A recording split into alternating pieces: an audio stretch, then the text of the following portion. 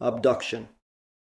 That day kicked off with a sunny morning. The sky was blue, not a cloud in sight. A ray of sunlight hit a crack in the rocks, half hidden by tall ferns. The Neanderthal, curled up against the rock wall, was still asleep but showing signs of waking up. Next to him, the piper was snoring like a mule. He had his arms wrapped around his tucked-up legs, head on his knees. The fire had burned out, nothing left but gray ash. As soon as he was awake, the Neanderthal stretched. He pushed aside the ferns and stepped out of the makeshift shelter. The air was cold but refreshing. He let out a massive yawn, opening his mouth wide like a hippo. Then he rubbed his eyes, red from exhaustion. He wanted to go back to sleep, but he had to go gather some wood. He'd only walked a few yards when he felt someone touch his arm. He spun around. In front of him stood an alien, a gray, exactly like the ones in the movies.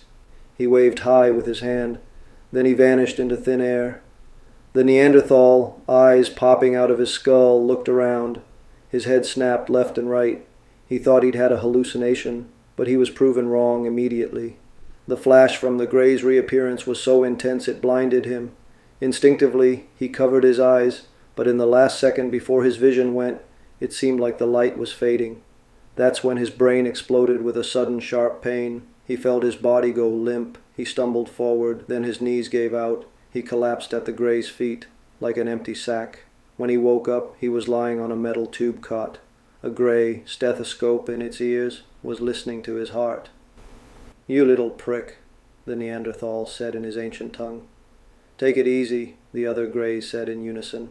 The Neanderthal let out a grunt of protest. Then he watched them closely, one by one. They were about 4 feet tall, huge, sharp black eyes. But the most surprising thing was their skin color. It wasn't stable. It shifted from a faded gray to greenish. Sometimes it veered from eggshell yellow to violet. He couldn't figure out how that was possible. In the following days, he started to understand their language, slowly at first, then faster and faster. Consequently, he learned their ways, their habits. He made friends with the ship's captain, as well as several guys he met in the mess hall. He noticed that everyone felt the need to talk to him about Earth and the people living there. Usually, those talks bored him.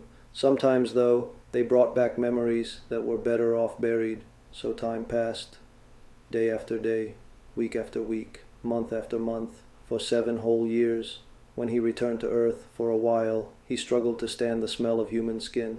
Compared to the grays, they smelled a lot better. Plus, he'd gotten used to their big heads, and the puny dick heads of human beings now disgusted him. So he tried not to see anyone. He holed up in one of the least crowded places on the planet, the swamp.